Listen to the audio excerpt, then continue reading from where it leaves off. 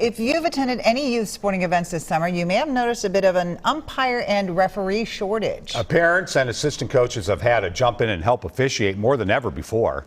Some nonprofit organizations say there's a good reason for that. John Lordson shows us why they believe fewer people want to get behind the plate. The volume of games compared to the number of officials or umpires is just not there.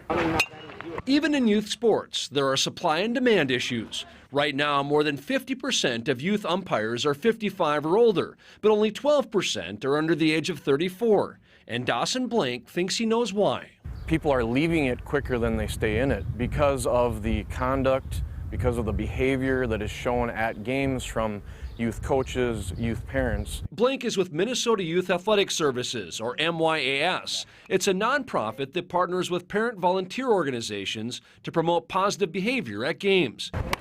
He says over the past month, they've received about 15 complaints regarding mistreatment of youth umpires. You have a 10-year-old game, you have a 14-year-old umpire that's umpiring the game, and that's not helpful in any situation because that's going to be one less person that we're going to have to be able to umpire for the future. So they've created a game plan to help officials. Umpires are now keeping score in another way. At games, there's a report card within the scorecard where parents and teams are being judged on their behavior. When something does happen that's negative, especially toward umpires because of the shortage, we wanted to have a more of a formalized reporting process for that. And Mark Argis is with the group Youth First. He says a bad report card can lead to a game or even year-long suspension for a coach or parent.